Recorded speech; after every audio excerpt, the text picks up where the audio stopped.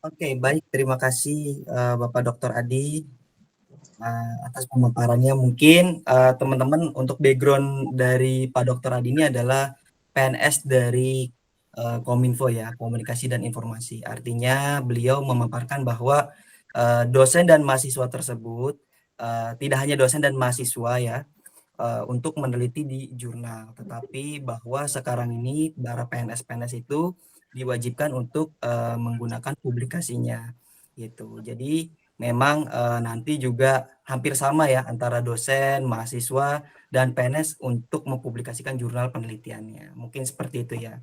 Baik, Ya, mungkin bukan kita juga tahan dulu untuk ya untuk profesi dokter ya, pertanyaannya. yang Iya, kita, yang kita lihat tadi contohnya. iya. Dari kepangkatan dan lain sebagainya mungkin seperti itu. Baik, terima kasih Pak Dokter Adi. Kemudian selanjutnya pemaparan selanjutnya adalah Bapak Dokter Heru. Eh, sorry, mohon maaf Pak Dokter Kris ya Pak. Kristia Kristianus Manihuruk. Monggo Pak di-share materinya. Kami persilakan untuk Pak Kris memaparkan isi materinya. Terima kasih. Yes, oke. Baik, selamat sore semuanya, para teman-teman dosen, demikian juga rekan mahasiswa, rekan profesi lain ya. Jadi tadi Pak Hadi sudah menyampaikan bahwa Indonesia saat ini mereka terutama praktisi-praktisi, tidak hanya sebagai dosen, praktisi itu diwajibkan membuat satu jurnal atau karya ilmiah gitu ya. Itu dikaitkan dengan jenjang profesi ataupun kepangkatan. Ini bermula dari memang Indonesia dibandingkan beberapa negara. Ya.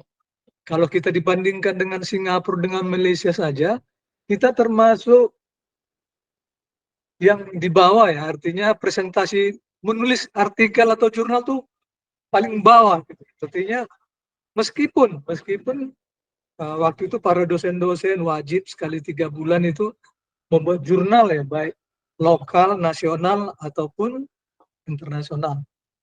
Tapi presentasi yang mau menulis sebenarnya itu sedikit sekali, sedikit sekali. Sehingga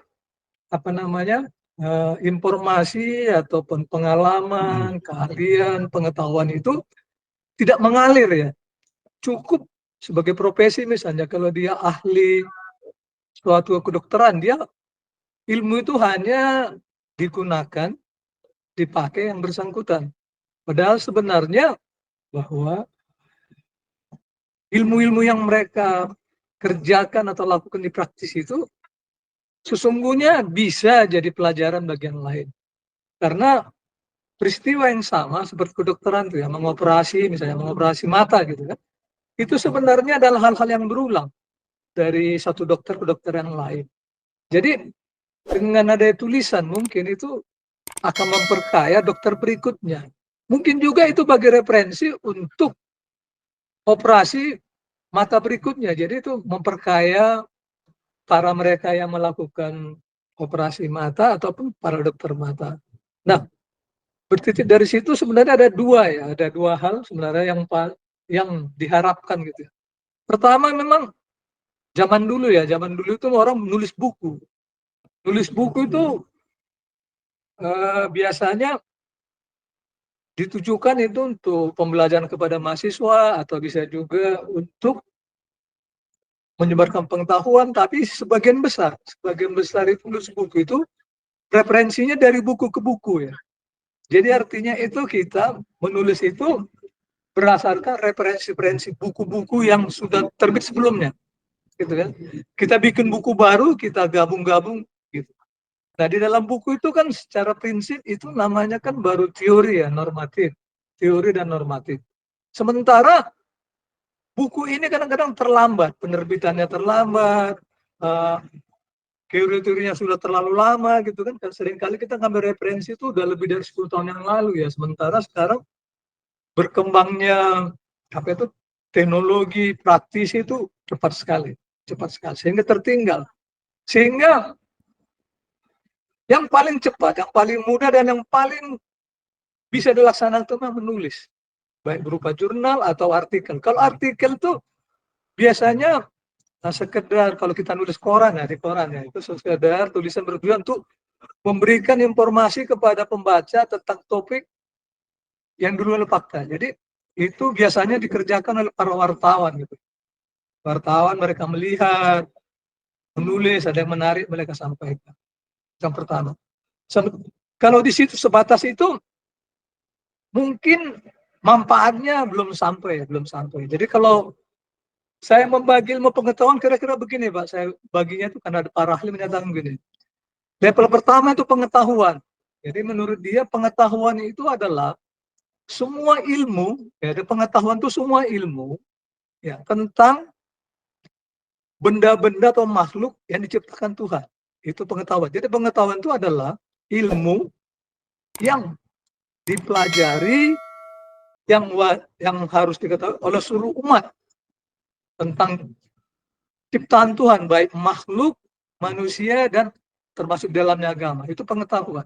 Nah, yang kedua, pengetahuan itu supaya bermanfaat, artinya pengetahuan itu tidak sekedar hanya pengetahuan. Jadi itu kalau pengetahuannya banyak, itu orangnya pintar. Banyak tahu gitu ya, pintar. Nah, sekarang supaya kepintaran itu juga berkembang atau harus ditingkatkan, artinya tidak hanya sekedar pengetahuan. Jadi namanya setelah pengetahuan itu, saya kasih contoh kalau pengetahuan matematika. 2 tambah 2 itu 4. Kan gitu ya. Matematika 2 tambah 2, 4. Nah, setelah pengetahuan, dia dirangkum lagi jadi pengertian. Jadi tadi kita punya pengetahuan, supaya cerdas ini ya, supaya kita cerdas, kita buat pengertian. Pengertian itu lebih luas daripada pengetahuan. Lebih luas. Misalnya, tadi 2 tambah 2 setelah pengetahuan 4. Nah, kalau dia pengertian, 4 adalah 10 kurang 6. 4. Kira-kira gitu kan.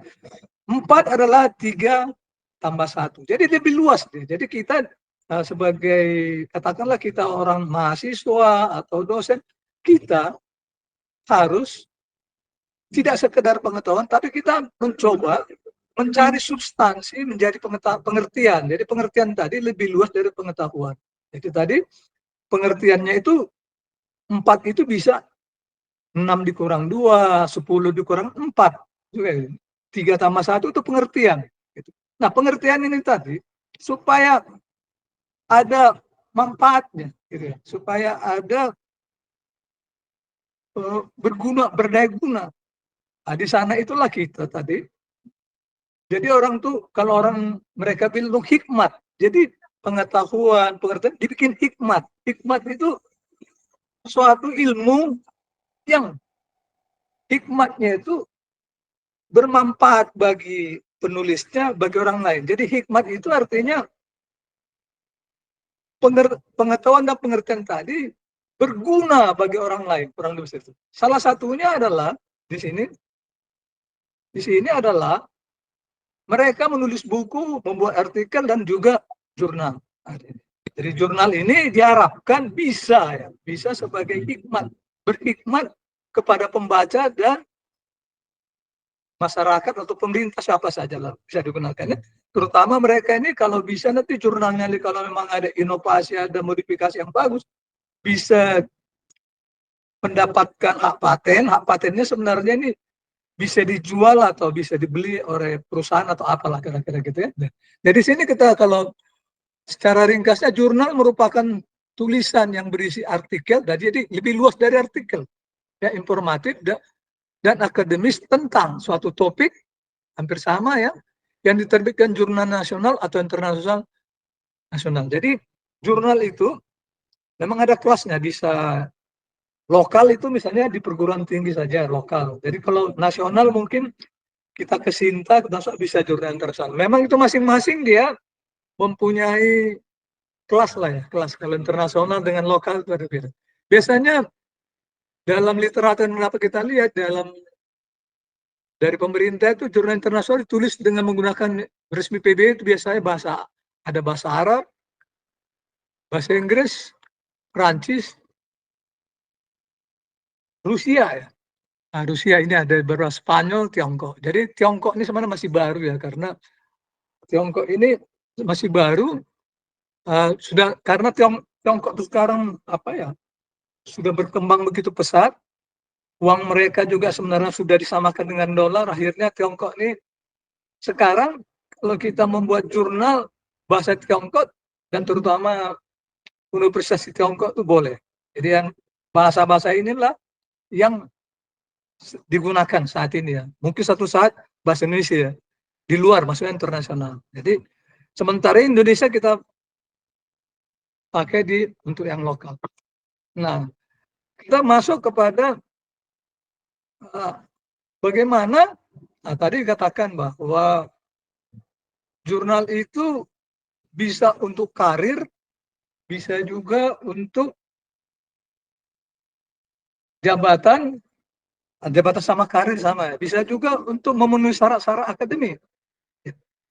Misalnya pemerintah itu kalau saya lihat ya, perguruan tinggi itu kalau kita lulus ya S1 itu, S1 sarjana hukum kah, sarjana ekonomi kah, pemerintah tuh meminta namanya apa ya, sertifikat pelengkap ijazah, sertifikat pelengkap ijazah. Jadi bisa mereka melalui ikut seminar, bisa melalui kursus gitu ya, bisa mengikut apa gini Zoom gitu ya, mereka dapat itu bisa melengkapi.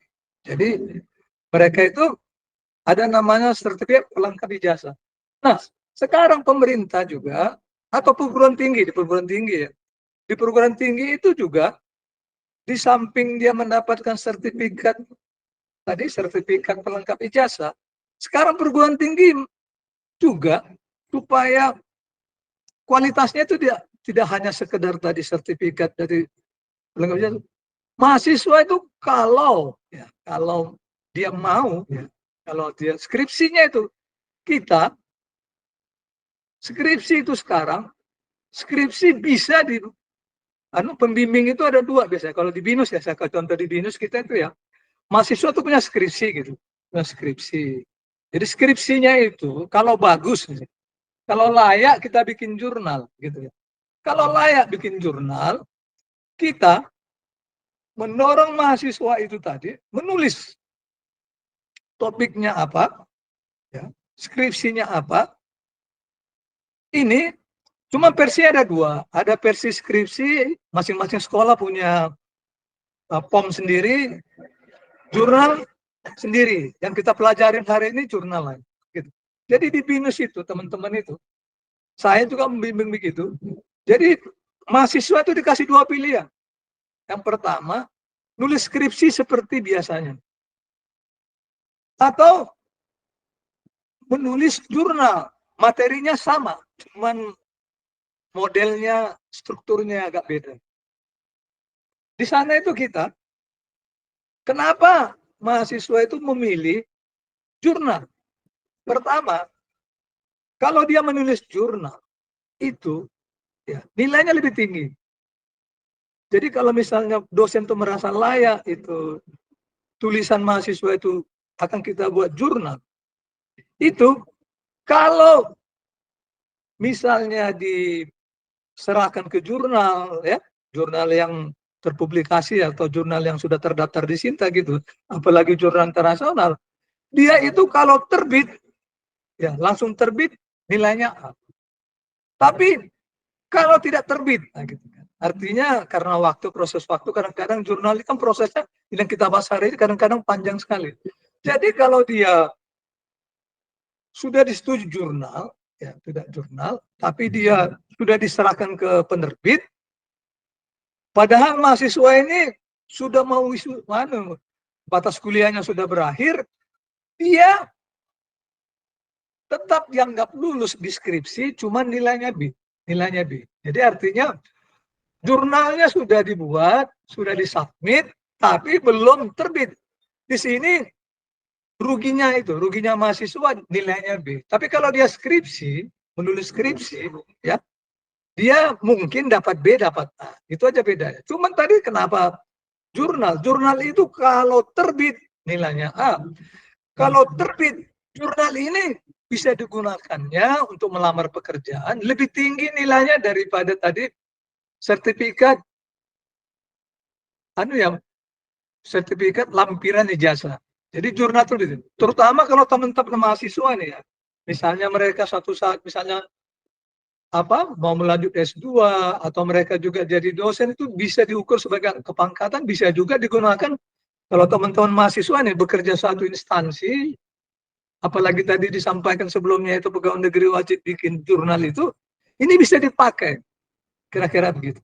Jadi kami di BINUS gitu ya, saat ini kami skripsi mahasiswa ada 2 jalur. Bisa dia jurnal skripsi biasanya, bisa melalui jurnal.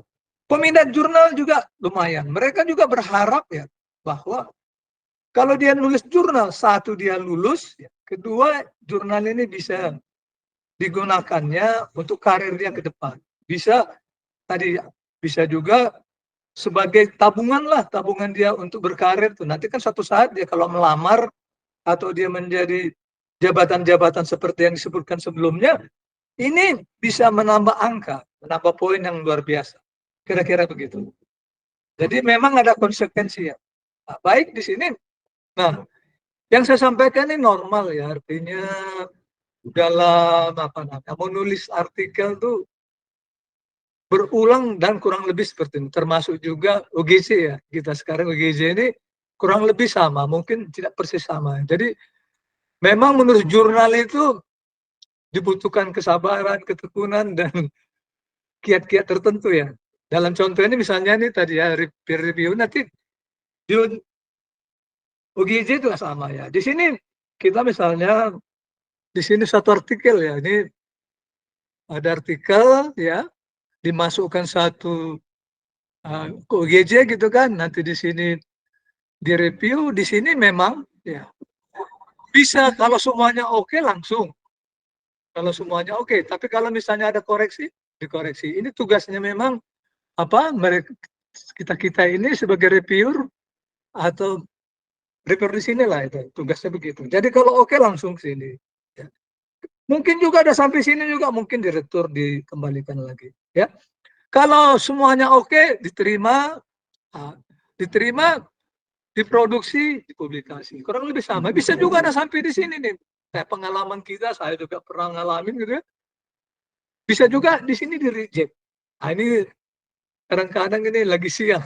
Ini bisa terjadi teman-teman. Saya pernah ngalamin tuh bahwa saya menulis satu artikel itu tentang makanan halal Indonesia. Ya. Saya mengalami itu, saya masukkan jurnal internasional di Malaysia. Waktu kita masukkan itu jurnal, ya diterima, bagus. Terus kita direview oleh auditornya. Terus kita 2 kali komunikasi itu oke gitu ya. Kita berharap itu ya semuanya udah clear gitu. Sudah clear, ya sudah clear, sudah sampai sini kita udah clear gitu ya. Udah siap-siap mau publikasi. Kita nunggu-nunggu nih kabar dari sana. Ini pelajaran juga bagi kita sebagai auditor ya, kita jangan sampai terjadi.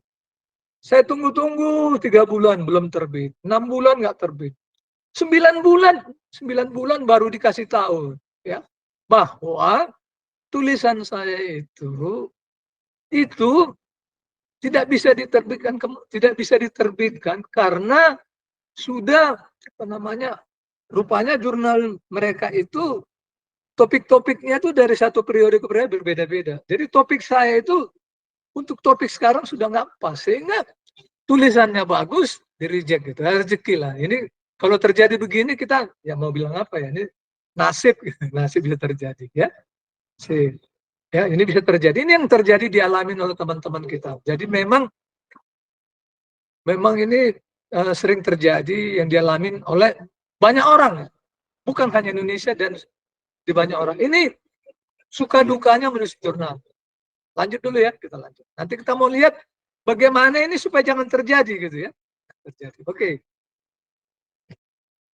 Nah, ini secara umum ya, atau kita lihat aturan-aturan ataupun yang dibuat secara mufakat internasional atau nasional, bahwa Jurnal ilmiah itu memang ada Sinta 1, Sinta 2, Sinta gitu ya, kira-kira gitu. Nah, di sini saya mengutip ini pertama kalau Indonesia ini kita ke Sinta ya, bisa portal Garuda dan lain seperti ini. Jadi publikasi yang ada di Indonesia. OGJ masuk di sinilah, gitu ya. Garuda atau Sinta sini ya. 1 sampai 5 kita di sini. Yang nasional ya. Di nasional kita di sini. Jadi kita kalau sekedar untuk jurnal internasional kita di sini. Ini memang ada Sinta 1, 2, 3 itu ada. Nilainya beda-beda ya. Tentunya kesulitannya juga beda-beda ya. Artinya kalau semakin tinggi dia kualitasnya, nilainya itu kemungkinan gagalnya kita punya tulisan itu juga besar. Ditolaknya besar. Tapi kalau kita tekun, tetap semangat, mudah-mudahan suatu saat akan terkabul. Oke. Ini yang untuk Indonesia. Ya. Nah, untuk di luar nih banyak ya. Google Scholar, di OEJ, yang banyak orang yang di perguruan tinggi ini Scopus gitu. Sebenarnya ada yang lain-lain ya. Jadi Scopus ini juga Scopus 1, 2, 3. Inilah kira-kira kalau kita lihat di luar nasib internasional ya. Nah, kita memang ini nih apa namanya? Kalau bisa internasional kenapa tidak gitu. Kalau kita nasional bisa berapa kali sudah bisa, suatu saat kita coba internasional juga bisa ya. Nah, lanjut dulu ya kira-kira. Baik. Nah, tadi setelah kita pelajari gitu kan, referensi-referensi pengalaman teman-teman gitu ya. Teman-teman, bagaimana sih? Saya punya teman tuh, ya sekarang dia menjadi wakil rektor di BINUS ini. Orangnya masih muda, profesornya cepat. 10 tahun dia jadi profesor. Ya, cepat sekali, dia masih muda. Kita bertanya sama dia, kok begitu cepat? Ternyata dia jurnal internasional banyak banget. Ya, banyak banget dan cepat gitu ya. Dia punya kiat-kiat ya. Nah, resumenya kadang-kadang begini. Ya, kiat agar tulisan diterima ya, ini nasional atau internasional ya. Ya. Jadi maksudnya ini adalah cara-cara atau metode supaya tulisan kita lolos gitu ya dari reviewer atau dari auditor tadi ya. Yang tekankan bahwa penelitian itu penting dan menarik. Jadi memang menarik ini bagi apa ya? Bagi reviewernya, bagi jurnal itu menarik ya. Artinya merasa penting dan menarik. Maka kita kalau tadi disebutkan kalau jurnal itu kita sesuaikan. Kalau jurnalnya teknologi, jurnal kedokteran, jurnal ekonomi keuangan ke situ. Supaya menarik dan menjadi fokus gitu. Jadi memang jurnal itu kan tadi disebutkan oleh pembicara pertama kan masih banyak jurnal itu banyak topik-topiknya, banyak kekhususannya ya. Ya.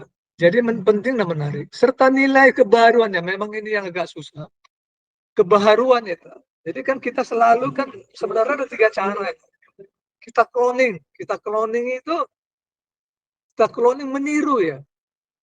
Itu biasanya kalau kita nulis buku tuh, kita cloning, kita copy paste gitu ya, di cloning itu. Banyak mereka lakukan tuh ya, di cloning. Kedua, dimodif. Nah, dimodif itu dimodifikasi, ya dirubah sana sini lah. Ya, rubah sana sini. Sehingga nanti jurnal kita ini bisa lolos, dimodif. Yang terakhir tuh memang kalau bisa pembaruan original baru, nah itu luar biasa. Luar biasa baru, itu memang yang sulit tuh pembaharuan. Saya sendiri waktu disertasi saya S3, saya sangat sulit menemukan inovasi baru. Sehingga waktu itu saya ingin juga cepat selesai, yang penting saya cepat selesai dan berhasil, saya cuma bisa memodifikasi teori-teori yang sudah ada. Jadi memang yang sangat dirindukan, yang diinginkan banyak orang atau reviewer itu ada kebaharuannya. Ya. Kebaharuannya. Jadi paling tidak dimodif, jangan di-cloning ya. Ya, di sini sampaikan hal tersebut sejak mulai bagian pendahuluan. Jadi maksudnya dari awal sampai akhir. Dan yang pertama kita lihat latar belakang. Ya. Jadi tadi desain, desolan, dan gap. Jadi memang ya, sebenarnya kalau kita skripsi, termasuk jurnal, kita itu mencari ya masalah di mana. Atau ibarat kita seperti dokter, itu ya kita sebagai dokter ahli gitu ya. Kalau ada pasien datang, kita tanya apa yang dia rasakan, sakitnya apa gitu ya. Faktanya begitu ya. Terus kita tanya ini, tanya itu, kita berkesimpulan bahwa dia demam. Demam itu mungkin dia karena kurang tidur, karena tidak makan. Kalau kita sudah tahu itu, baru kita kasihkan resepnya. Resepnya itu misalnya dia minum obat bodrek gitu, dan lain nyosep dan jadi ini jadi masalah itu sebenarnya kalau saya mencoba membuat secara mudah ya. Artinya begini, teori atau ekspektasi itu. Teori itu katakan 100, teori ekspektasi 100. Nah, praktek ya, teori dan praktek. Jadi teorinya 100, prakteknya kalau 100, bagus, ini berarti nggak ada masalah. Teorinya 100, prakteknya 120. Good point. Berarti ini tidak ada masalah, kan gitu ya. Teorinya 100, prakteknya 110. Ini luar biasa. Ini nggak perlu ditulis. Artinya orang yang sehat tidak perlu diobatin. Kurang begitu ya. Jadi kalau teorinya 100, prakteknya 100 atau 110 tidak perlu diobatin. Ya, tidak perlu, bahkan itu tidak ada masalah.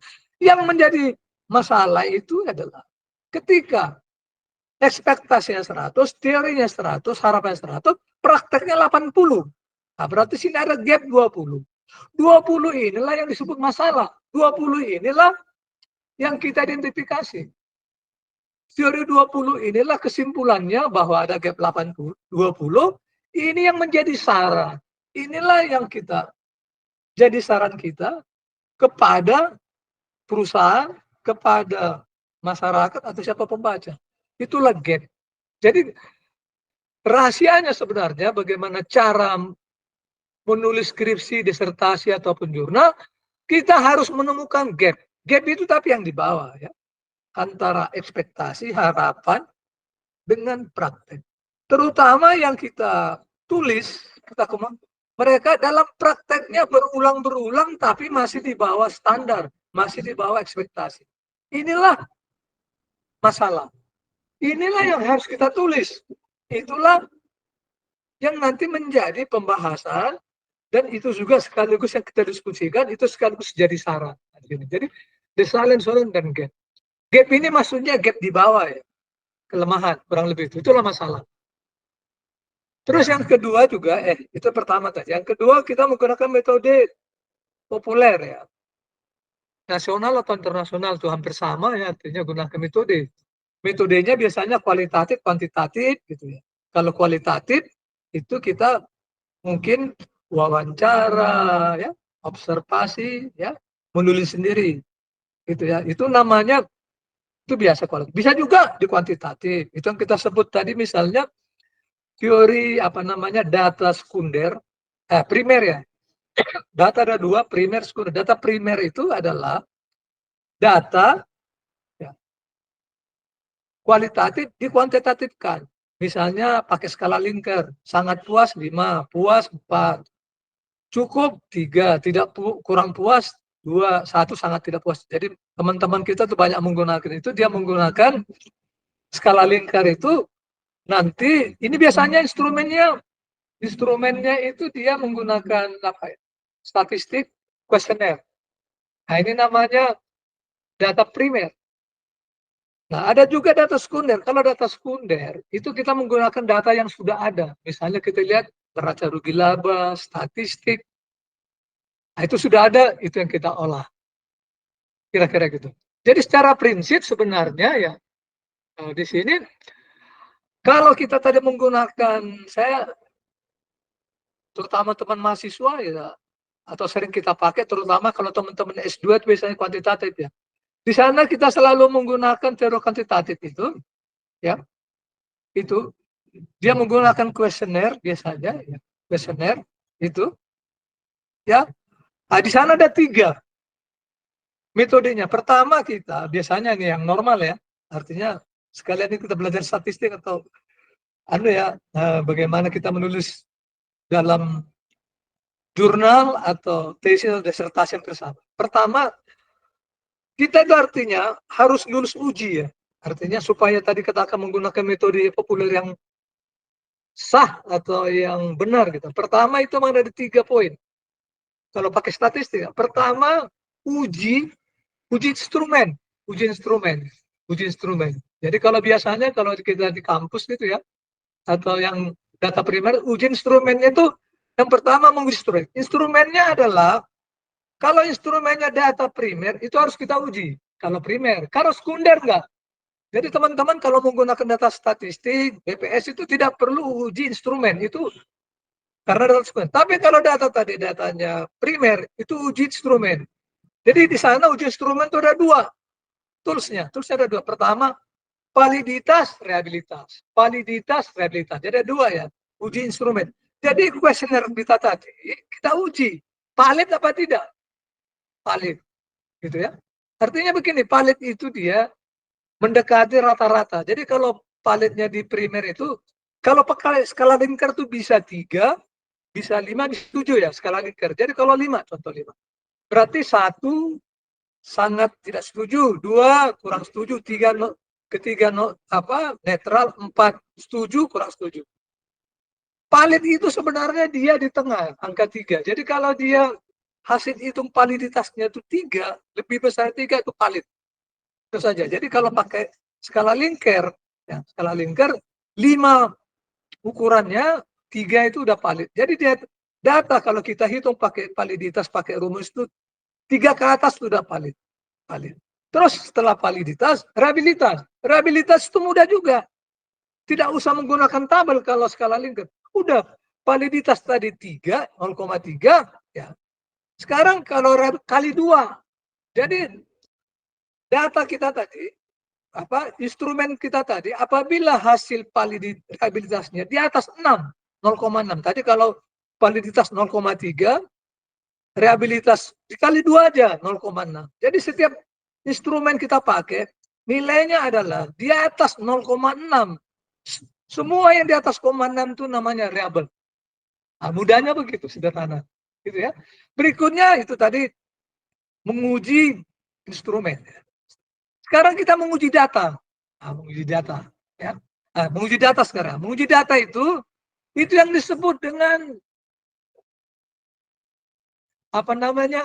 uji klasik. Nah, nanti saya dengar ya uji klasik. Nah, sering kita dengarnya uji klasik. Itu biasanya kita hitung itu normal enggak datanya, normalitas. Ini yang kita uji itu datanya, bukan kuesionernya, bukan instrumen. Jadi datanya. Datanya itu normal apa tidak? Karena bisa tidak normal, bisa normal. Jadi yang normal aja, yang biasa. Kalau yang tidak normal itu untuk S3, S1, S2 itu normal. Jadi data klasik tadi, datanya kita uji. Pertama, normalitas. Normal apa tidak? Itu satu. Normalitas. Kedua, ya, autokorelasinya gimana? Enggak ada ininya enggak? Kemiripan atau apa itu? Tidak. Itu autokorelasi itu ada antara variabel itu mirip apa enggak atau beda-beda. Jadi biasanya ada yang mirip, ada yang beda. Jangan sama gitu kan? Gitu kan? Autokorelasi. Terus ada lagi kita uji lagi ketiga tuh multikolonitas. Artinya itu dia nanti ada diuji itu ya. Diuji apa ya? Kepanjangan ya, kelamaan ya. Izin Pak, Ya, Pak. waktu untuk pembicaranya sisa 10 menit lagi ya Pak. Oke, ya saya kasih. Oke, baik. Dari tadi Oke, baik. multikolonitas itu sudah. Baru yang ketiga, uji regresi. Nah, itu uji regresi kita uji T, uji F, dan R-nya. Nah, kalau itu sudah, kita sudah memenuhi di sini. Nah, yang berikut juga, yang sulit juga, mencari topik yang unik. Nah, ini agak susah ya. Memang kita harus mencari topik yang unik itu mesti pakai berdoa atau apa aja kan? Nah, gitu karena yang unik ya. Itu lebih cepat lakunya ya. Saya kebetulan kemarin nulis buku itu saya susah nyari unik, saya ambil yang terbaru aja lah itu marketing era global itu cepat sekali disetujui dan kebetulan saya dapat juara 2 ya. Nasional itu bagus gitu. Jadi nyari yang unik susah, yang menarik gitu. Terus biasanya kalau kita menggunakan laboratorium ini ya, kita menguji begini. Terus kita juga tadi datanya mencukupi standar tadi uji instrumen, uji data, uji regresi, kurang lebih itu. Kalau itu kita penuhi mudah-mudahan bisa ya. Ditolak, nih supaya kita gampang. Ditolak biasanya belum tentu karena kualitasnya kurang bagus, belum tentu. Ya. Jadi memang diharapkan tuh 90% bagus. Kadang-kadang ditolak tadi ya, kita mau bilang apa ya? Cari jurnal yang lain. Jadi kalau gagal kita bisa ke jurnal lain. Di sini tuh kegagalannya kan penggunaan bahasa, mungkin logika belum sesuai dengan yang diharapkan ya. Mungkin plagiarisme harus kita kurangi. Ya. Kita juga harus baca jurnal-jurnal yang lain sebagai referensi. Komentar reviewer tuh kita ikutin aja kalau bisa. Bisa. Bila perlu kita diskusikan ya. Karena kadang-kadang tidak pas ya. Terus kita juga berbaik sangka lah kalau ditolak. Ya mungkin kita ada yang masih kurang ya. Nanti kita respon aja review mereka, kita terima, akhirnya nanti argumen saja kita terima. Baik. Nah, kita sebagai reviewer ya, kita melihatnya biasanya begini. Kita baca jurnal keseluruhan, kita lihat jurnalnya ini sesuai nggak dengan misalnya ekonomi kah, keuangan kah, selaras apa enggak. Terus kita juga melihat isi jurnal di pembukaan. Tulisannya ya, pendapat kita sebagai reviewer, terus kita simpulkan, kita sesuaikan. Ini dasar kita mereview gitu, supaya lulus gitu. Kira-kira itu dilihat. Ini kalau kita di perguruan tinggi untuk jabatan-jabatan tadi, sebutnya sudah disebutkan tadi ya. Nah, referensi memang kita usahakan tuh ada referensi ya, jurnal-jurnal yang sudah ada ya. Kita cari topik-topik yang terkini dan yang menarik tadi, menentukan di mana. Diharapkan ya hasil riset kita ada kontribusi, ada manfaat bagi industrinya, bagi perusahaannya, tak ada novelty, sama lah ya. Tidak terjadi sama. Nah, oke, saya lanjut di sini. Paper itu pertama memang kita lihat topik, formatnya. Format ini sesuai dengan jurnal yang bersangkutan ya. Terus konten, kontribusinya apa tadi ya, manfaat, penilaian, referensi itu biasa. Ini tadi abstrak, ini umum aja. Abstrak, introduction, review, method, result, discussion, terus itu biasa. Strukturnya biasa begini tadi, ya sama, ini saya tidak teruskan aja. Autornya siapa, keywordnya apa, biasa gitu kan. Ini biasanya dalam jurnal di mana saja, secara umum begini dia, Bradiko ya. Introduction, metodenya bagaimana, result, discussion, kesimpulan. Biasa itu aja, sama lah, nggak ada bedanya dengan yang lain. Ya. Referensinya tadi. Nah, untuk meningkas waktu di sini, introduction itu secara garis besar berisi ya. Introduction pembukaan tadi, berisi penelitian sebelumnya, ini tadi referensi sebelumnya, yang relevan. Dan yang mendukung pola pikir kita. Ya, kerangka berpikir kita. Jadi, referensi tadi, jurnal-jurnal tadi, mendukung pendapat kita. Jadi banyak sekali kita membutuhkan itu. Kedua, metode, menjelaskan metode yang kita gunakan. Apakah kita menggunakan kuantitatif, kualitatif, ya, statistik atau bukan.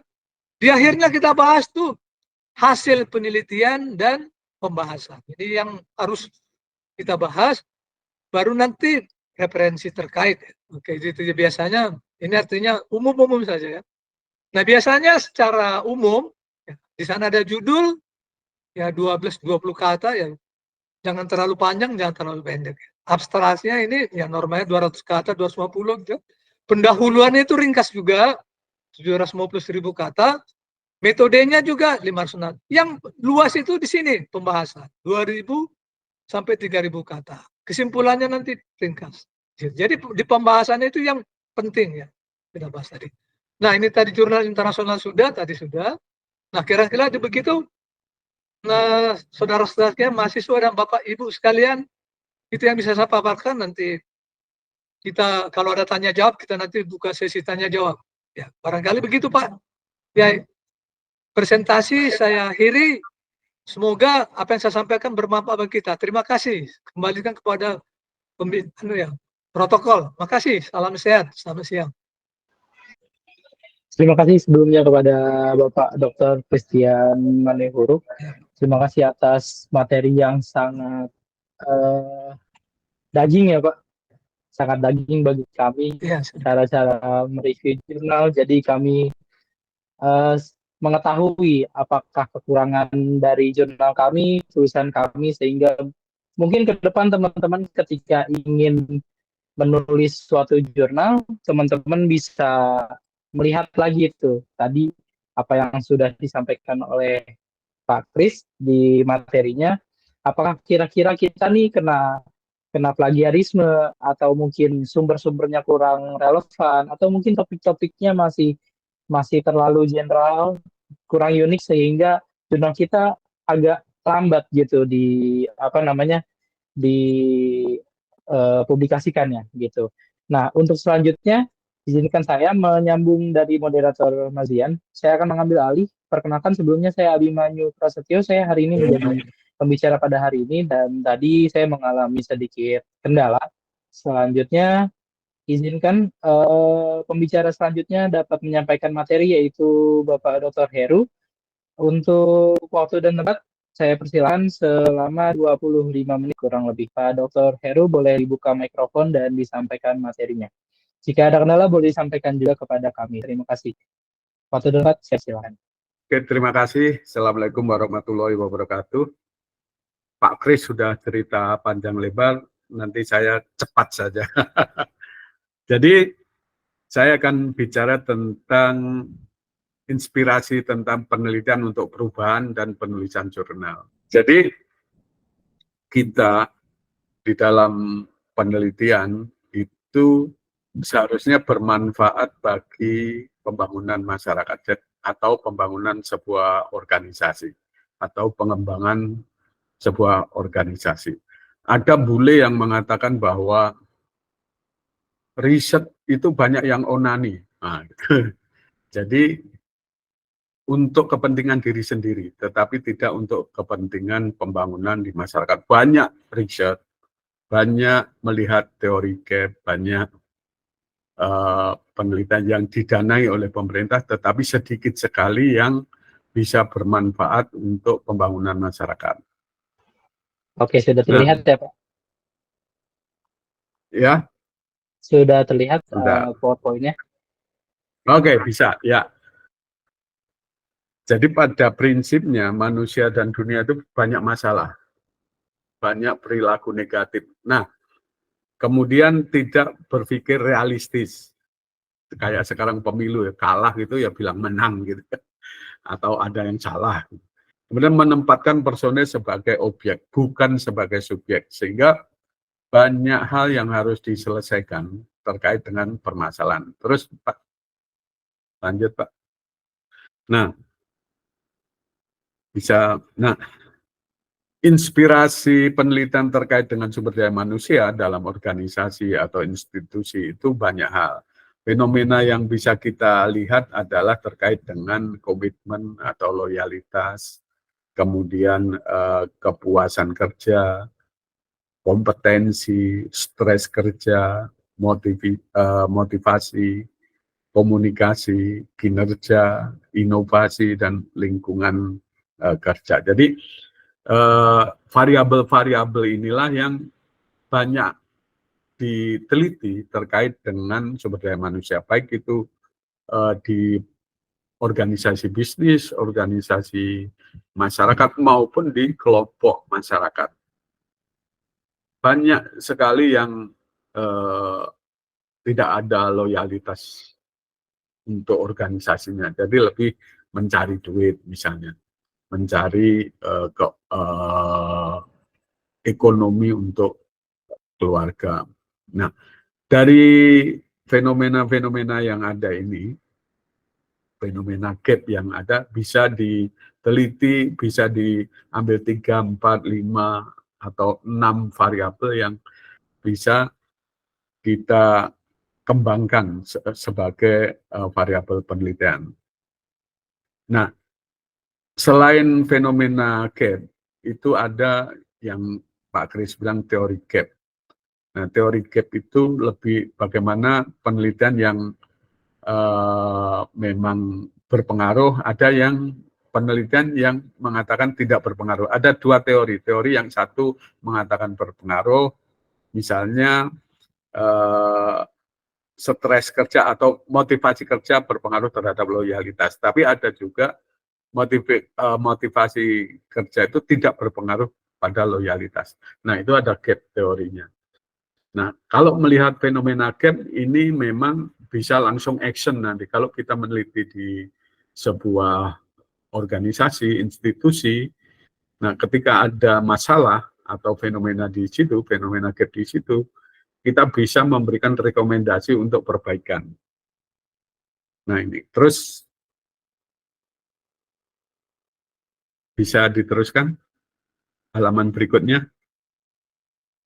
Nah, bagaimana inspirasi penelitian di masyarakat? Kalau di masyarakat banyak hal yang bisa kita lihat terkait dengan perubahan lingkungan.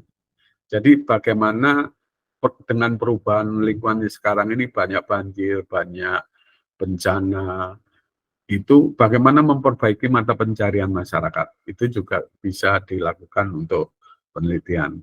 Kemudian adanya perubahan iklim yang sekarang ini panasnya naik terus-menerus dan Indonesia ingin menurunkan 1,5 derajat. Nah, itu bagaimana perubahan-perubahan ini bisa diteliti dan ini akan bermanfaat bagi masyarakat, bagaimana masyarakat beradaptasi dengan perubahan iklim itu. Kemudian yang paling penting perubahan perilaku juga.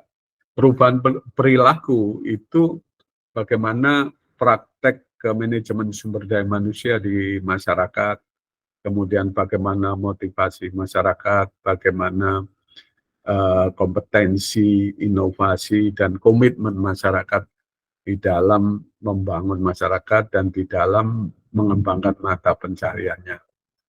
Ini bisa diteliti. Perubahan perilaku sangat penting kalau kita mengikuti aliran Eropa itu sekarang saat ini itu lebih menekankan pada behavior change. Apapun tapi tekanannya atau fokusnya pada behavior change. Nah, juga di masyarakat kita bisa penelitian terkait dengan perubahan ekonomi, bagaimana peningkatan produktivitas, caranya gimana, metode apa yang digunakan. Kemudian bagaimana meningkatkan pendapatan petani, bagaimana mengembangkan bisnis. Ini model-model yang bisa kita kembangkan penelitian di masyarakat. Juga bisa mencari bagaimana pemecahan masalah atau perbaikan human resource management di masyarakat, organisasi masyarakat itu bisa kita lihat. Kemudian di marketing atau terkait dengan peningkatan jabatan, kita bisa lihat bagaimana sebuah organisasi atau institusi bisnis itu bisa meningkatkan pendapatan atau bisa meningkatkan jabatan atau bisa memperluas pasarnya. Nah, yang tidak kalah penting adalah ketika kita melakukan penelitian di masyarakat, kita juga bisa melihat bagaimana masyarakat itu bekerja sama atau membangun networking untuk kehidupannya, untuk kehidupannya. Nah, ini bagian-bagian yang kemungkinan bisa kita teliti. Terus, nah kalau dalam sistem bisnis, bagaimana inspirasi penelitian dalam sistem bisnis, itu jelas ada penelitian terkait pengetahuan sikap dan keterampilan, terkait dengan kompetensi, terkait dengan inovasi, terkait dengan komitmen seperti di di institusi ya. Kemudian juga bagaimana melihat perilaku sumber daya manusia di dalam sebuah organisasi. Kemudian bagaimana menggunakan teknologi. Sekarang 5.0 itu bisa kita teliti juga apakah itu efektif atau enggak. Nah, di dalam proses bisnis itu ada 3 hal yang bisa kita lihat. Apakah ada inflation atau kenaikan atau perbaikannya lebih baik. Apakah ada efisiensi, apakah ada efektivitas di dalam kerja sebuah organisasi bisnis. Kalau 3-tiganya ini tidak berjalan dengan baik, maka kinerja kurang. Nah, ketika kita lihat organisasi, kita bisa lihat 3 hal ini. Apakah memang organisasi itu memiliki kinerja yang bagus? Artinya, kalau bagus ya ada kenaikan produktivitas atau kenaikan keuntungan, ada efisiensi, ada efektivitas. Nah, kemudian dari sistem bisnis ini, kalau kita lihat teknologinya, kemudian kita lihat aturan organisasinya, organisasi bisnisnya, tentu ini yang paling menghambat atau menjadi barrier dalam pencapaian tujuan. Jadi semakin teknologinya bagus, biasanya goal-nya semakin banyak tercapai. Tetapi kalau tradisional ya peningkatannya gitu. Ini. Jadi di poin-poin ini kita bisa teliti keseluruhannya, bagaimana perilaku SDM, bagaimana standar operation prosedurnya, bagaimana teknologi pengaruhnya terhadap pencapaian goal atau terhadap produktivitas. Kemudian bagaimana mengukur sebuah organisasi dengan melihat 3E ya, inflation, efisien, and efektif untuk melihat kinerja maksimalnya. Terus bisa dilanjut. Nah, bagaimana inspirasi penelitian dalam livelihood framework di masyarakat? Ini banyak hal. Kita bisa melihat penelitian-penelitian terkait dengan human capital, natural capital, financial capital, physical capital, dan social capital di masyarakat terkait dengan kehidupannya, terkait dengan income-nya, terkait dengan pendapatan, terkait dengan produktivitas pertaniannya misalnya. Karena banyak hal ini di konteks kerentanan, lalu kadang-kadang ya ada yang mendadak, ada yang musiman, ada yang memang tren yang banyak dilakukan. Nah, kemudian bagaimana transformasi struktur dan prosesnya, ini juga bisa dilihat. Ketika modal itu dilihat berpengaruh terhadap hukum, kebijakan, budaya, institusi, prosesnya, kemudian kita bisa lihat dari setiap level, dari pemerintah misalnya, nasional, provinsi, kabupaten, dan sebagainya. Nah, dari melihat ini, kita bisa juga melihat strateginya. Bagaimana strateginya untuk mencapai outcome itu. Misalnya, income-nya meningkat, kesejahteraan meningkat, kerentanan berkurang, memperbaiki ketahanan pangan, penggunaan sumber daya alam yang lebih berkelanjutan. Nah, itu bisa kita teliti semuanya. Nah, di dalam sebuah program untuk pembangunan masyarakat, penelitian itu biasanya dilakukan di ujung. Jadi untuk perubahan perilaku. Misalnya kita mau membuat program di seluruh Indonesia, kita harus melakukan penelitian di seluruh provinsi. Apakah yang akan dirubah di setiap tempat itu? Karena setiap tempat akan berbeda. Beda Jawa, beda Kalimantan, beda dengan Sulawesi, beda dengan Papua. Nah, sehingga basic research untuk perubahan perilaku itu temuannya itu dijadikan kurikulum untuk pelatihan. Pelatihannya tentang apa? Tentang perubahan perilaku. Apa perilaku yang akan dirubah di masyarakat? Kemudian bagaimana hasilnya? Kemudian bagaimana berkelanjutan? Nah, itu. Jadi riset terkait dengan perubahan perilaku. Terus,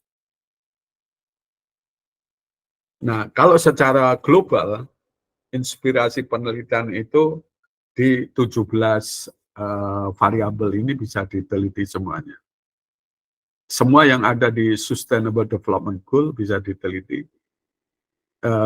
terkait dengan kemiskinan misalnya, kelaparan, kesehatan, dan sebagainya. sampai nomor 17 itu tentang kemitraan. Tergantung pada disiplin kita, itu di mana, dan kita bisa melihat satu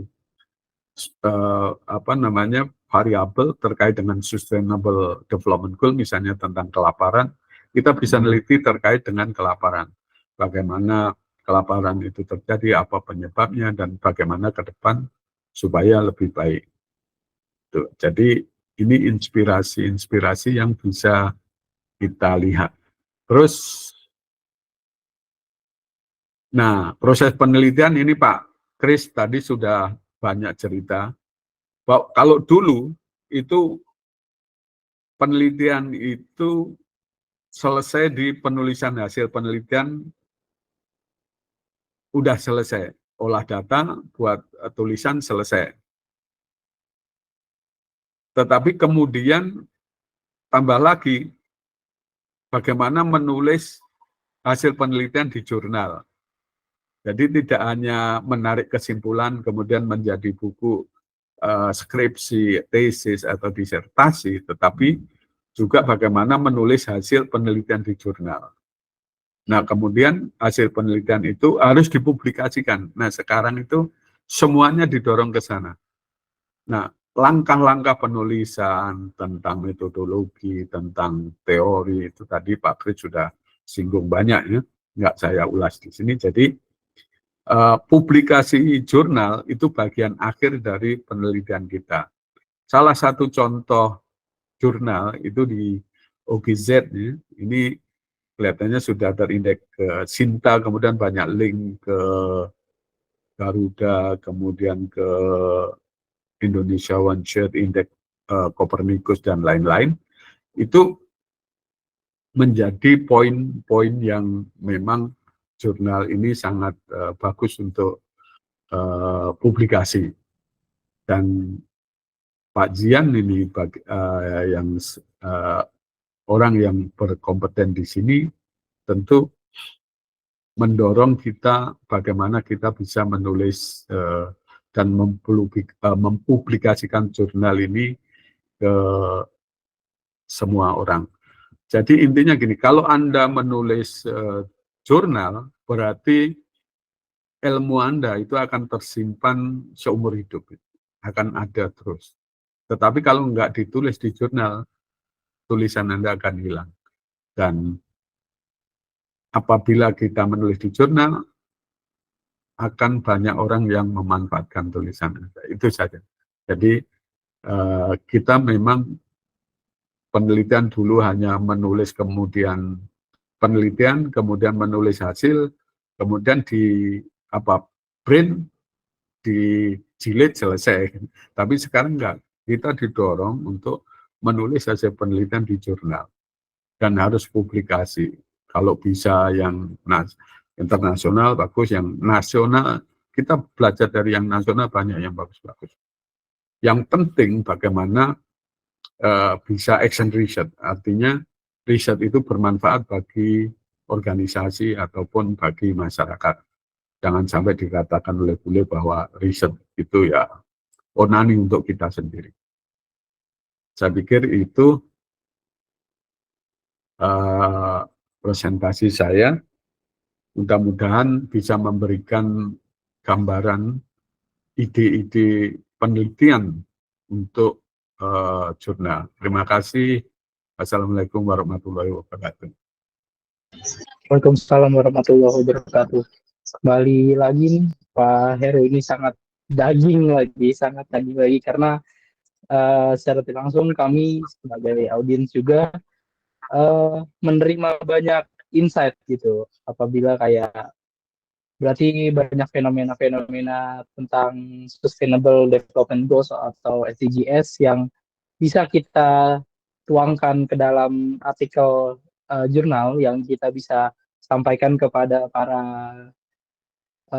seluruh lapisan masyarakat gitu, supaya mungkin masyarakat juga bisa lebih mengetahui secara ilmiah gitu apa yang sedang terjadi tentang ketahanan pangan, ekonomi, mungkin misalkan para pebisnis yang ingin maju dan bisa melihat dari sisi ilmiah. Seperti itu kira-kira, ya Pak Heru. Iya, iya Pak. Oke. Oke, untuk selanjutnya pembicara selanjutnya adalah Dr. Wisman, namun hari ini tidak dapat hadir dikarenakan ada kendala sakit, dan akan dilanjutkan kepada pembicara terakhir yaitu Bapak Zian Fahrian, SMMM. Untuk waktu dan tempatnya kami persilakan selama 25 menit. Silakan, Pak Zian. Oke, baik, terima kasih Mas Abi. Boleh di-share ya, dibantu Mas Abi untuk presentasi saya, biar teman-teman Iya, bisa melihat sedang terkait. di ini ya, lagi di. Oke, siap.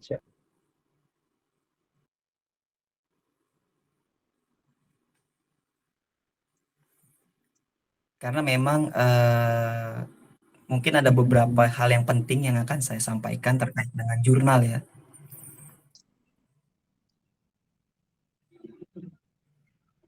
Siap.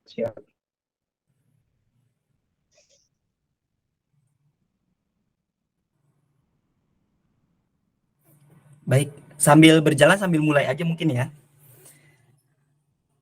Oke, bismillahirrahmanirrahim. Assalamualaikum warahmatullahi wabarakatuh. Selamat sore Bapak-bapak, Ibu-ibu sekalian, teman-teman, Sebentar ya Mas, rekan sedang penulis, mahasiswa atau dosen, ya, dan juga praktisi. Perkenalkan, memang nama saya boleh. Zian Fahrian. Saya merupakan salah satu editor di OGZ Research and Publishing. Mungkin saya bercerita dulu ya, apa itu OGZ Research and Publishing ya. OGZ Research Publishing yang merupakan suatu perusahaan yang mungkin saya dirikan dan beberapa teman-teman, dibantu oleh teman-teman. Fungsinya untuk publikasi terkait jurnal ataupun artikel ilmiah lainnya. Nah, sambil menunggu, oke. Baik. Nah, kita mengetahui bahwa peran penting jurnal dalam kelulusan kuliah. Mungkin bisa di next, Mas Abi. Nah, oke. Kita membuat OGZ Research and Publishing ini suatu badan jurnal karena memang melihat fenomena terkait publikasi ilmiah. Ya. Kalau saya dulu pernah belajar oleh dosen saya, ketika ada ilmu baru, maka ilmu lama itu ditinggalkan. Seperti contoh pada saat dulu kita skripsi ya, penelitian bahwa dulu tidak ada sama sekali Turnitin atau pengecekan plagiarisme. Ya dulu hanya mengutip-ngutip dari buku ke buku yang disampaikan oleh Pak Kris ya, dari buku ke buku, dari artikel cetak atau media online ke buku dan lain sebagainya. Nah di situ tidak ketahuan berapa tingkat plagiarisme dari penelitian kita. Nah oleh karena itu memang belum tahu nih standar dan nilai bahwa plagiat itu sangat tidak layak dan tidak patut dicontoh pada institusi pendidikan. Jadi memang kalau misalkan kita sebagai pendidik atau yang terdidik, kita itu memberikan sebuah sumber atau data yang harus akurat. Nah, oleh karena itu hadirlah Turnitin ya untuk pertama kali di tahun 2000 hampir belasan ya, baru-baru ini, di mana tingkat plagiarisme itu dari internasional, skala internasional itu sebesar 25%. Namun memang tergantung dari pihak beberapa kampus menerapkan standarisasi bahwa plagiat itu berapa persen gitu. Nah, makanya yang tadi saya bilang ketika ada ilmu baru maka ilmu lama ditinggalkan. Nah, begitu juga yang disampaikan oleh Pak Dr. Heru ya, bahwa segala sesuatu yang berbau di pendidikan didorong untuk yang awalnya tidak dipublikasi sekarang menjadi publikasi. Makanya dari fenomena ini lahirlah OGZ Research and Publishing. Nah, kita berdiri memang tidak mudah. harus meminta izin ke sana kemari, mulai dari izin perusahaan, kemudian izin dari Badan Riset Nasional dan lain sebagainya. Untuk bahwa jurnal kita atau badan jurnal kita tidak dicap sebagai odong-odong atau ya jelek lah gitu. Namun sampai detik ini OGZ Research and Publishing khususnya jurnal bisnis dan ekonomi ini sudah berdiri hampir mau 1 tahun. Nah, dari 1 tahun ini banyak yang sudah indeks-indeks yang kita kumpulkan ya, mulai dari nasional sampai ke internasional. Yang nasionalnya ini mulai dari Garuda, dari Kementerian Pendidikan, kemudian dari Moraref, dari Kementerian Agama, Neliti, dan Indonesia Riset dari Perpustakaan Nasional. Kemudian dari skala internasionalnya ini ada Google Scholar, mungkin ada Indeks Copernicus, ada ResearchGate, ada Semantic ya, dan banyak lainnya ya. Akademik itu sudah dimiliki oleh OGZ Research and Publishing. Nah, dari fenomena itu memang saya sebagai mahasiswa lihat untuk publikasi itu kayaknya susah dan ribet gitu. Apalagi kita tidak kenal editor ataupun reviewer di sana. Yang tadi disampaikan Pak Kris juga memang lama ya, atau Pak Dr. Heru ya lama, sampai 6 bulan, 9 bulan ya. Nah, kita hadir untuk membantu para teman-teman di sini supaya bisa publish-nya cepat, akurat, dan tepat ya, gitu. Nah, pada saat disampaikan pertama juga oleh Pak Dr. Adi, bahwa tidak hanya ya dosen atau mahasiswa ataupun peneliti di mana harus wajib publikasi jurnal ilmiah ya, artikel-artikel ilmiah. Tapi di dalam pegawai negeri sipil pun udah mulai nih diarahkan gitu, dari mulai PNS-PNS di Kominfo ataupun di lainnya ya. Udah mulai digerakkan supaya para PNS-PNS-nya publish jurnal di berbagai jurnal nasional. Nah, boleh sedikit bercerita pada saat itu ya, saya indeks ke DOI. DOI itu adalah namanya itu alamat cantik ya, alamat email yang harus wajib dimiliki oleh setiap jurnal. Di mana pada saat itu saya rapat dengan salah satu badan jurnal yakni BPJS. Saya kaget gitu, kenapa memang kok BPJS ini membuka badan jurnal. BPJS ini kan hanya suatu lembaga ya untuk kesehatan ya. Kok kenapa dia harus membuka badan jurnal? Ternyata memang benar kata Pak Adi tersebut, itu arah sudah mereka PNS tersebut gitu, dan tidak hanya dosen ataupun praktisi saja ya mungkin hari itu. Dan manfaat jurnal juga yang tadi disampaikan oleh Pak Heru sangat banyak ya, sampai seumur hidup itu catatan kita tidak pernah terhapus gitu, dan akan dipakai di seluruh dunia bahkan ya, dikutip gitu. Suatu kebanggaan bagi diri kita ketika kita meneliti dan dikutip oleh orang lain. Jadi mungkin terasa tidak sia-sia gitu, atau terasa ada kebanggaan di situ, pride yang dimana suatu kesenangan bagi para peneliti ataupun pembuat jurnal. Oke, next, Mas Adi. Oke, nah mengapa publikasi jurnal menjadi sangat penting ya? Di sini mungkin ada 4 poin ya. Di sini ada 4 poin. Yang pertama, untuk meningkatkan kredibilitas akademik. Nah, ini untuk membantu para kampus sebenarnya ya, meningkatkan kredibilitas akademik. Karena memang semakin banyak jurnal yang akan dikumpulkan, maka tingkat plagiasi itu kan semakin banyak nih teman-teman atau bapak-bapak ibu sekalian. Nah, semakin banyak itu mengakibatkan kita tuh sebagai peneliti atau dosen atau mahasiswa untuk membuat publikasi yang relevan dan terbaru biasanya. Jadi ketika teman-teman memasukkan sebuah jurnal, maka beberapa variabel mungkin itu sudah tidak relevan lagi karena sudah banyak yang meneliti seperti itu. Nah, yang kedua mungkin pengembangan keterampilan ya. Ini bahwa sebagai mahasiswa itu diajarkan untuk menulis ya, menulis bagaimana menulis yang benar, bagaimana cara membuat karya ilmiah atau penelitian skripsi ataupun tesis yang benar gitu. Jadi di sini sebagai pengembangan keterampilan. Di situ ya, dilihatnya dari mana jurnal itu untuk mengembangkan keterampilan.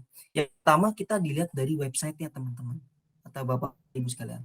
Website-nya kita lihat, kita pengen kemana nih arah kita jurnalnya. Ketika kita jurusan ekonomi, maka kita mencari jurnal yang berbasis ekonomi. Atau ketika kita jurusan teknik, maka kita mencari jurusan teknik. Nah, tidak hanya dari situ, kita bisa melihat dari introduction-nya, ya, bacaan dari jurnalnya. Gitu. Proses previewnya berapa lama, kemudian frekuensi terbitannya berapa lama, apakah teman-teman terburu-buru untuk dipublish, ya, untuk publish atau tidak gitu. Karena memang publish jurnal ini menjadi suatu persyarat kelulusan untuk mengambil sebuah ijazah. Itu di berbagai kampus sudah diterapkan seperti itu. Nah, OGZ juga berdiri untuk buat badan jurnal ini memang untuk membantu para teman-teman sekalian agar lebih cepat dan lebih mudah mengambil ijazah, ya. Memang teman-teman juga berpikir, saya pengen lulus cepat, saya pengen bekerja. Nah, itu supaya tidak terkendala dari hal seperti itu. Nah, yang ketiga ada persiapan untuk karir lanjutan. Nah, yang tadi saya bilang, menjadi sebuah peneliti itu memang mungkin mengasihkan ya bagi beberapa orang, tapi bagi sebagian orang penelitian itu memang kurang menarik gitu. Kurang menarik karena mungkin pusing segala macam, ya. Aduh, terlalu ribet kan, apalagi ada metodologi, ya. Nah, dari metodologi ini kuantitatif, pola data dan lain sebagainya. Nah, itu juga harus dilihat teman-teman originalitas, ya, dari pengolahan data tersebut. Jadi nggak main sembarangan mentah-mentah kuesionernya itu bisa dirubah atau bisa diganti. Misalkan kita ngambil, ya, sampel atau populasinya sebesar 100, ya. Namun kita mengambil populasinya sesuai dengan banyaknya populasi tersebut.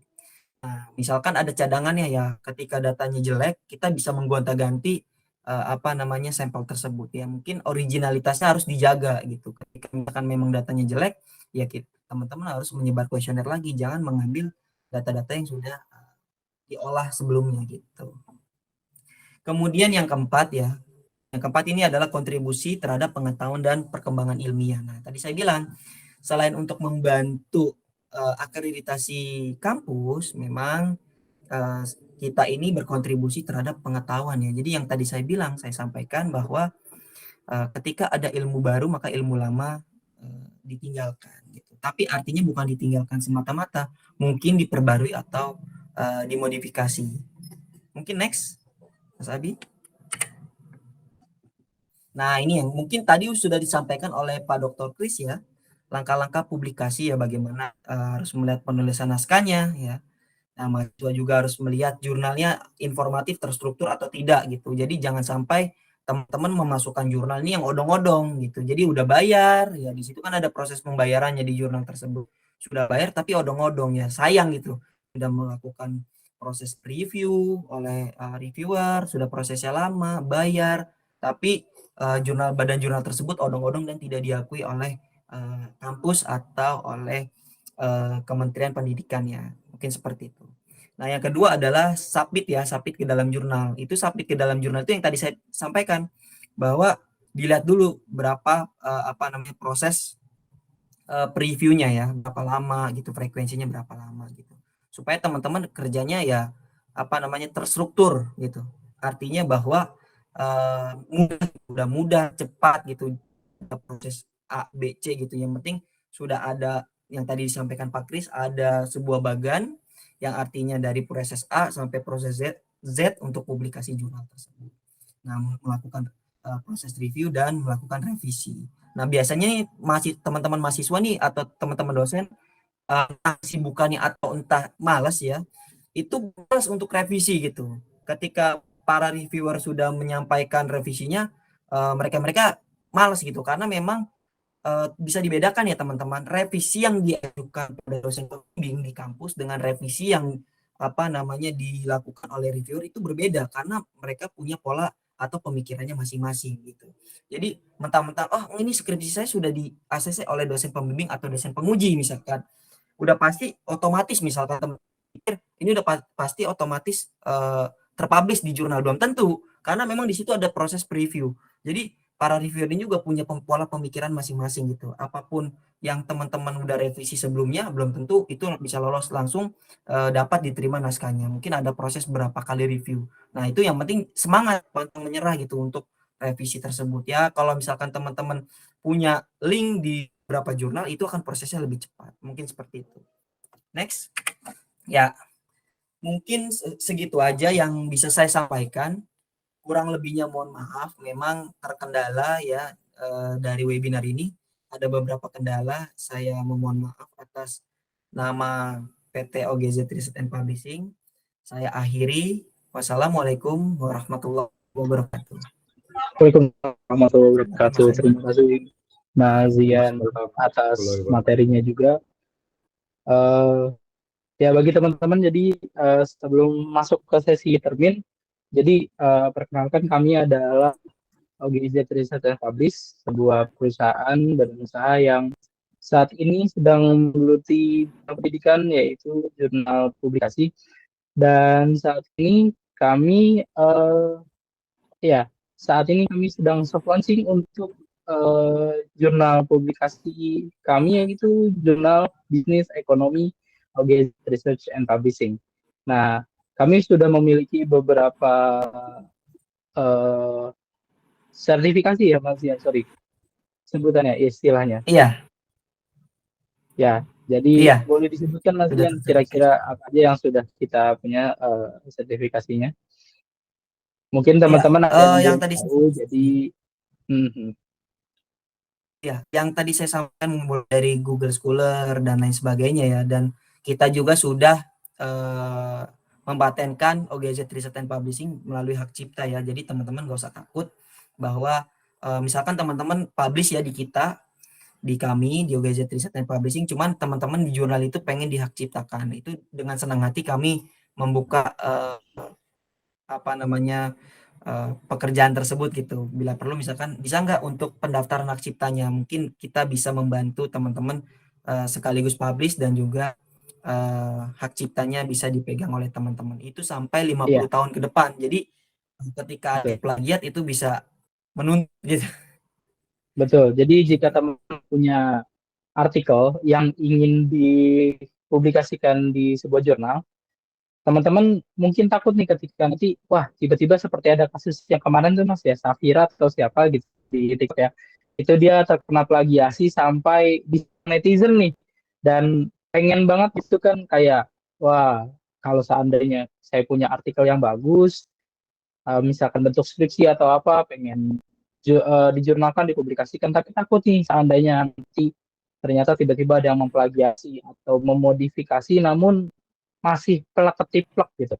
Teman-teman bisa minta bantuan ke kami untuk mempublikasikan dan untuk membantu membuat hak cipta dari teman-teman. Ada salah satu konsumen kami tidak bisa sebutkan namanya, namun dia sudah melakukan hal tersebut, melakukan hak cipta. Jadi jika ada yang mengklaim artikel tersebut milik orang lain, maka konsumen kami berhak menuntut sampai nilainya 1 miliar kurang lebih ya Mas Dian ya?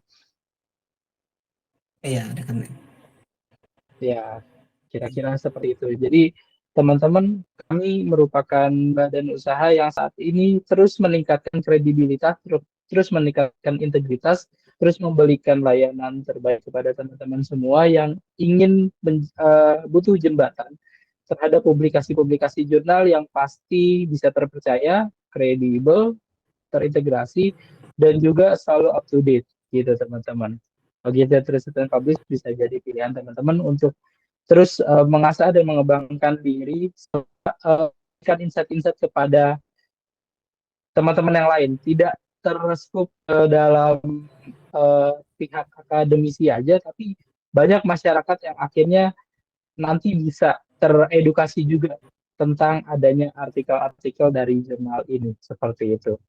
Nah, buat teman-teman yang ingin bertanya dan mungkin dari tadi sudah menunggu sesi terjawab dan sudah mempunyai pertanyaan-pertanyaan, monggo bisa diangkat jarinya, bisa diangkat tangannya untuk kita buka sesi tanya jawab dan sesi diskusi. Silakan. Mungkin ada teman-teman yang mau menjawab, bertanya, sorry. Silakan. Boleh diangkat tangannya.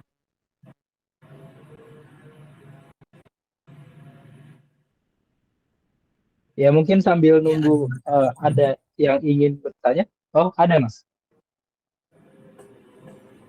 Sudah ada?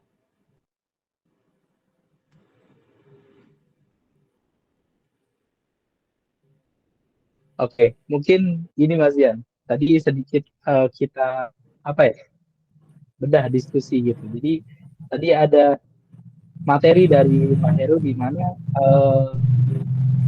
tahanan pangan, perilaku-perilaku ekonomi itu juga bisa dituliskan sebagai artikel dan dipublikasikan ke dalam suatu jurnal gitu. Jadi secara tidak langsung kan artikel jurnal ini benar-benar nggak apa ya, nggak hanya tertuju kepada akademisi saja, tidak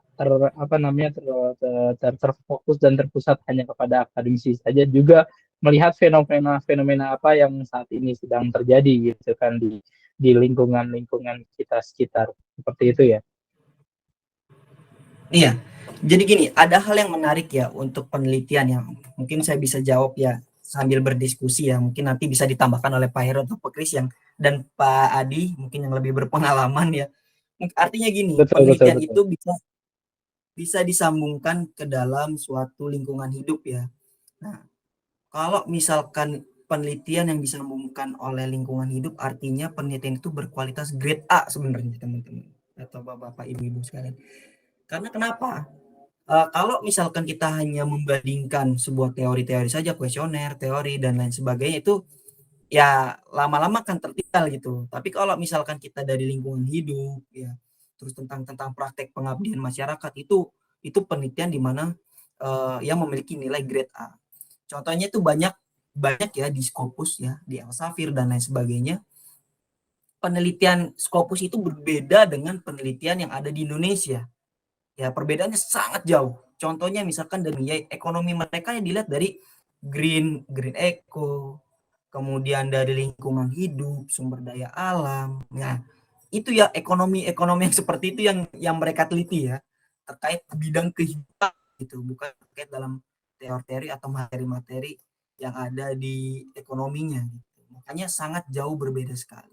Ya mungkin pendapat saya segitu ya yang saya pahami. Mungkin ada dari yang Bapak reviewer yang bisa menambahkan tuh artinya. Boleh Silakan. para Bapak reviewer dan para pembicara untuk menambahkan mungkin dari sedikit diskusi kita.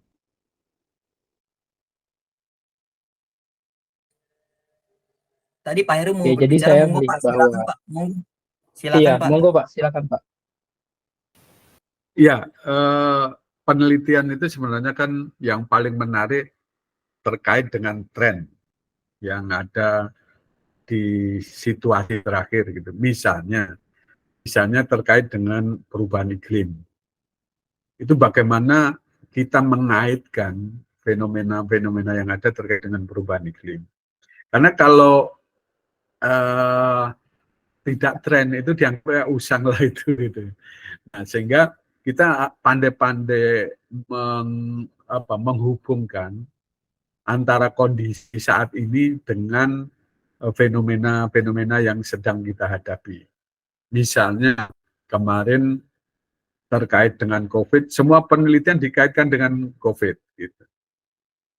Kemudian perubahan iklim, semua dikaitkan dengan perubahan iklim.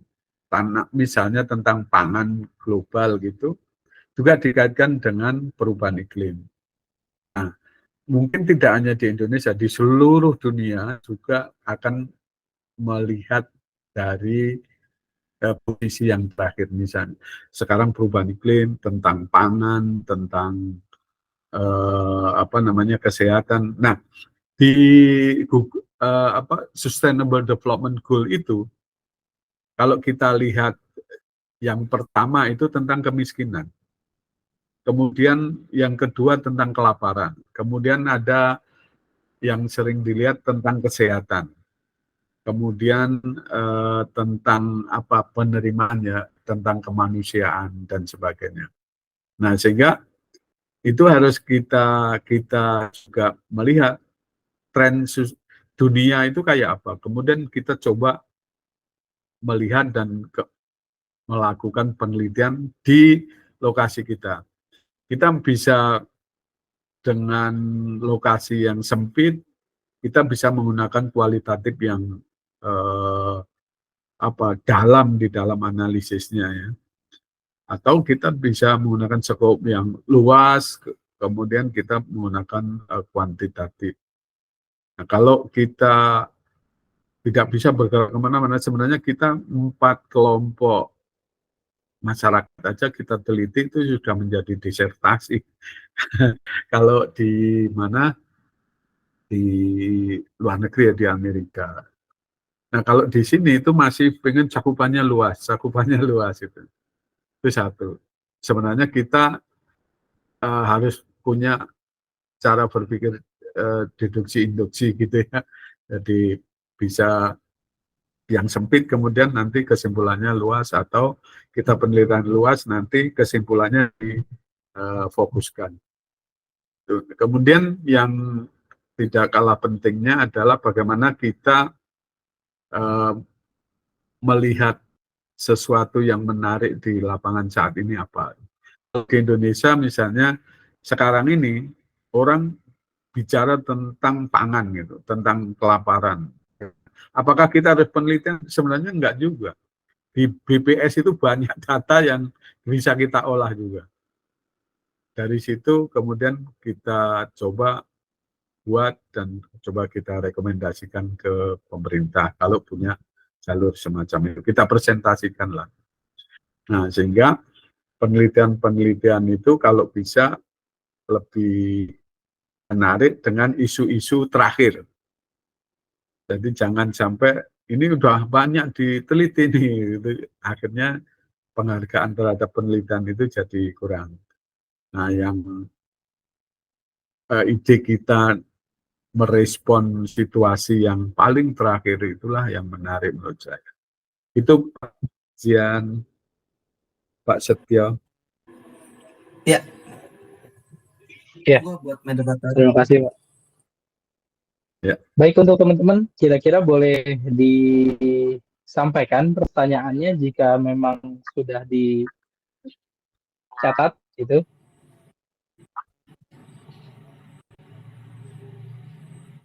Atau memang yang belum absen, itu absen sudah ada ya.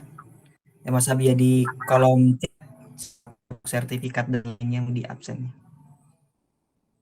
Gitu. Monggo teman-teman bisa yang mau absensi silakan juga di kolom chat.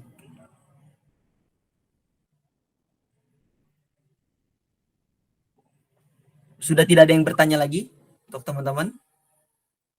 Oh, monggo silakan Pak Iwan. Monggo Pak. Baik, terima kasih Mas Dian, Pak moderator. Izin bertanya untuk Pak Heru. Kalau kita lihat pengalaman di Indonesia ya, penelitian itu selalu dituntut untuk harus ada penelitian tersebelumnya. Harus ada penelitian terdahulunya, harus ada dan seperti itu. Nah, dengan adanya kata harus ada penelitian sebelumnya, jadi memungkinkan peneliti itu tidak memiliki kebebasan untuk menggali sesuatu yang memang sebelumnya nggak ada. Jadi untuk penelitian yang sifatnya futuristik gitu ya.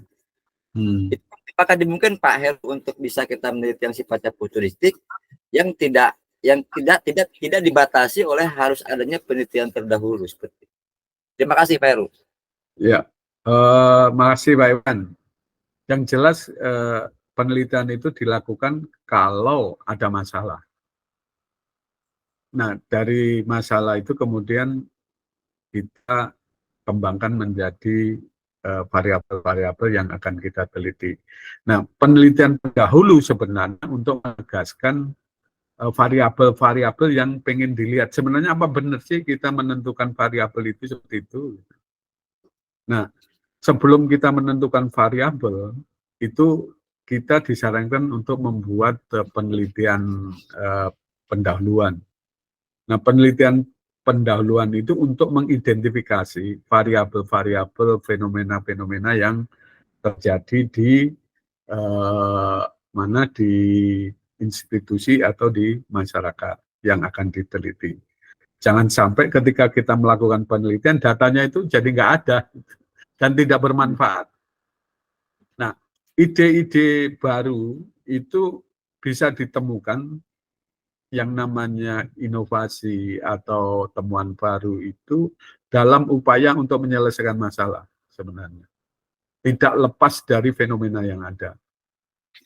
Nah, sehingga dengan adanya sesuatu yang baru itu bisa digunakan untuk menyelesaikan masalah. Nah, kalau sesuatu yang baru sekali itu yang paling sering digunakan adalah teknologi ya. Teknologi itu baru sama sekali. Tetapi sebenarnya kalau kita runut ke belakang, itu ada teknologi sebelumnya yang kemungkinan dikembangkan. Jadi tidak baru sama sekali. Nah, kalau kita menemukan masalah baru itu akan baru sekali. Tapi kalau enggak, itu sebenarnya ya mengulang. Orang misalnya novelty itu, ada yang bilang ini baru sama sekali, tapi kita menambah satu variabel itu dianggap baru juga. Kayak kita membuat donat sekarang sudah banyak ya, rasa coklat macam-macam. Kemudian kita tambahin rasa jengkol gitu kan. Itu sesuatu yang baru juga. Tapi itu modifikasi, novelty yang lebih rendah. Tapi kalau sesuatu itu baru sekali, itu masalahnya pasti baru kemudian dikembangkan. Kayak COVID itu. COVID itu obatnya baru semua, karena itu memang masalah baru. Nah, yang penting bagaimana penelitian itu berguna untuk masyarakat dan organisasi. Jangan sampai bule itu mengatakan bahwa penelitian kita itu onani saja gitu. Untuk kepentingan diri sendiri nikmat gitu, orang lain nggak penting.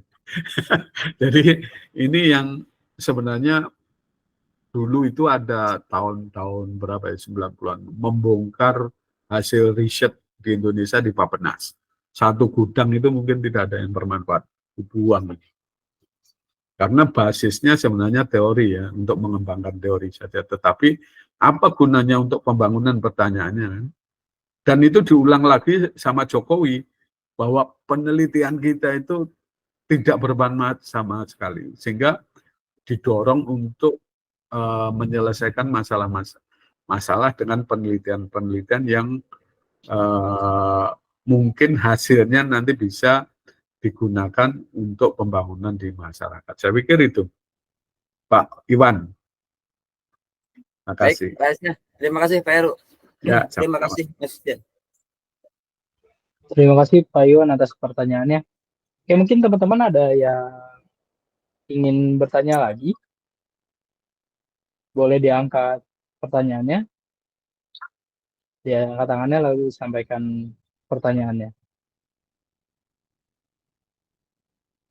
Oke, kalau tidak ada, mari kita akhiri. Tapi sebelum itu, saya izin untuk memberikan suara kepada Mas Zian. Silakan Mas Zian, jika ingin ada yang disampaikan. Oh ya, terima kasih atas para audiens yang sudah hadir. Mohon maaf atas kendala-kendala yang terjadi. Memang itu di luar dari teknis kami. Ada beberapa hal yang memang padahal kita sudah prepare dari jauh-jauh sebelumnya. Pada saat berlangsungnya acara memang ada beberapa kendala teknis. Dan ada beberapa teman-teman dan rekan-rekan yang memang belum hadir ya gitu. Jadi terima kasih yang sudah hadir sekali lagi, dan jangan lupa kalau teman-teman ingin publish jurnal dan sebagainya bisa join juga di OGZ Research and Publishing mungkin, karena di situ ada nomor kontaknya, kontak adminnya. Jadi monggo silakan buat teman-teman yang mau publish jurnal. Mungkin segitu aja Mas Abi. Monggo silakan untuk ditutup kalau jika tidak ada pertanyaan. Silakan. Oh ya, untuk sertifikatnya boleh dijelaskan Mas Zian? Ya, untuk sertifikat saya akan berikan ya sebagai rasa terima kasih Anda Hamin ya, betul. H+1 ya untuk para audiens. Peserta Namun untuk audiens para ya. pembicara, ya kami sudah cetak dan sudah ada. Paling monggo untuk Pak Kris meminta alamat rumahnya karena kita akan mengirimkan bentuk plakat kami. Terima kasih, mungkin segitu Mas Abi. Silakan dilanjutkan. Oke, untuk para audiens sebelumnya saya sebagai host pada hari ini terima kasih atas kehadiran, atas kesediaannya sampai akhir acara ini selesai, dan mohon maaf apabila banyak kekurangan dari kami baik teknis maupun non teknis. Sebelumnya juga kami berterima kasih kepada para pembicara yang telah menyempatkan hadir dan memberikan materi yang sangat-sangat bermakna dan bermanfaat bagi kita semua dalam mengenali apa itu artikel dan eksplorasi dalam suatu jurnal. Lalu atas ucapan terima kasih dari kami dan atas permohonan maaf dari kami izin undur diri dan acara hari ini kami tutup dengan bacaan Alhamdulillahirrahmanirrahim. Saya sebagai pembawa acara pada hari ini mewakili PT OGZ Research and Publish mohon undur diri dan sampai bertemu di lain sesi, di lain kegiatan, di webinar selanjutnya. Terima kasih. Assalamualaikum warahmatullahi wabarakatuh.